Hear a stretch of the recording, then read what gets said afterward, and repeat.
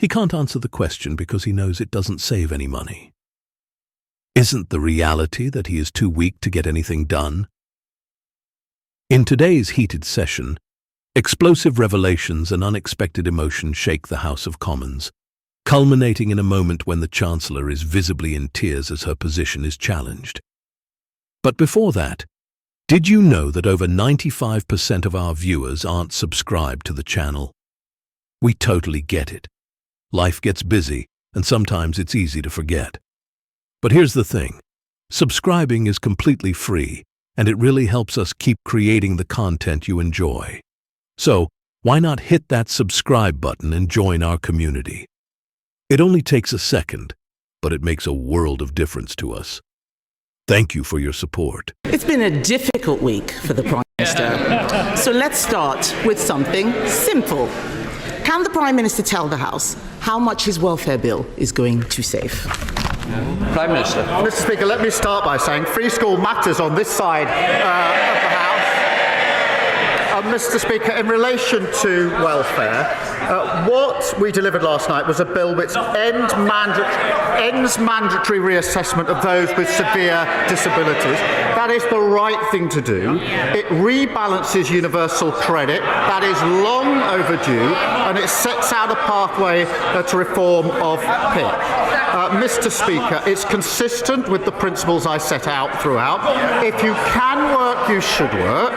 If you need help into work, the state should provide the help. The system that they broke doesn't do so. And if you can't work... I think there's one or two I can spot immediately. Usual voices, same names, please. It's too early to leave the chamber. Prime Minister.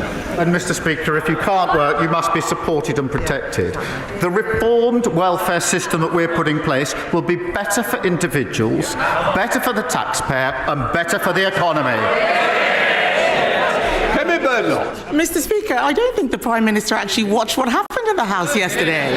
His bill was completely gutted. A U-turn in the middle of the debate, removing Clause 5. Where on earth was he? The reason why he can't answer the question is because he knows it doesn't save any money. It's going to cost millions. This is the first Prime Minister in history to propose a bill to save money who ended up with a bill which costs money. So if the bill doesn't cut welfare spending, can the Prime Minister tell the House how many people it will get into work? Well, Mr. Speaker, I'm glad she asked that because it gives me the opportunity to say we've already started changing the job centres and investing in support back into work. The Trailblazer scheme, which is doing exactly what she asked me, which is getting people back into work.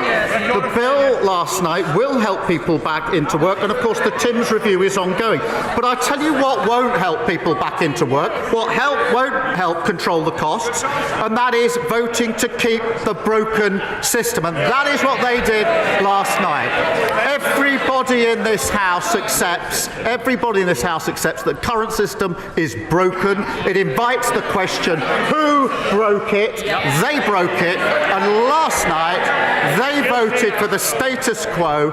The broken system is their policy. That won't help individuals, taxpayer, and it certainly won't help the economy. Mr. Speaker, I'll tell him what we did on welfare. Yes, they cannot. Why are they laughing? They don't know. My party delivered the biggest reform of welfare in government. We got record numbers of people into work, including millions of disabled people, and we cut the deficit every year until COVID. The fact is, we're not scared of doing difficult things on this side of the House. We got people back into work. What he forgets is that since the election, since he became Prime Minister, an additional 1,000 people a day are signing on to incapacity benefits. That is 50% more than under us. 50% more than under us. And Mr. Speaker, astonishingly, because of the mess they made yesterday, because there are no more savings, sickness benefits alone are set to rise to £100 billion on his watch. He cannot reduce that now. Mr. McKee, I think we've had a run-in before. I certainly don't want any more. Seriously, you're obviously not getting your timing right because I can hear your voice every time. I'll start again, Mr. Speaker. Yes. Start again. Sickness benefits louder for those at the back, sickness benefits are set to rise to £100 billion because of their mess. They cannot now reduce it. They can't reduce it because after last night's humiliating U-turn, we know he cannot control his MPs. They're cheering now, but you signed the amendment. You signed the amendment. Over 100 people signed that reasoned amendment until the bill was completely gutted. He said that he would take time and is absolute proof that he doesn't have a plan. Let me tell the House what's going to happen. In November, the Chancellor is going to put up our taxes to pay for his incompetence. We on this side of the House know that you can't tax your way to growth. But people out there are frightened.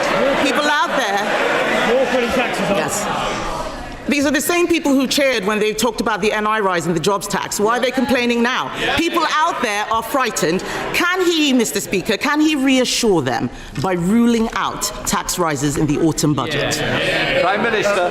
Mr. Speaker, she knows that no Prime Minister or Chancellor ever stands at the dispatch box and writes budgets in the future. That isn't what they did. They're creating new ones. They're creating new ones. She looks... Mr. Speaker, she's pointing at me. She looks absolutely miserable. Labour MPs, yeah, she looks absolutely miserable.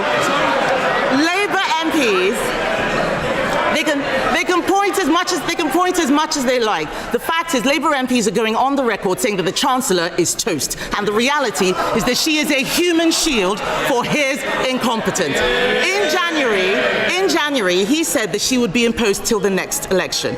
Will she really? Prime Minister. She certainly won't. Mr. Speaker, I have to say I'm always cheered up when she asks me questions or responds to a statement, because she always makes a complete mess of it and shows just how unserious and irrelevant they are. But she talks about the black hole. They left a £22 billion black hole in our economy, and we're clearing it up. And I'm really proud, Mr. Speaker, that in the first year of a Labour government we got free school meals, breakfast clubs, childcare, got £15 billion invested in transport in the North and the Midlands. We're cutting regulation, planning and infrastructure is pounding forward, building 1.5 million homes, the biggest investment in social and affordable housing.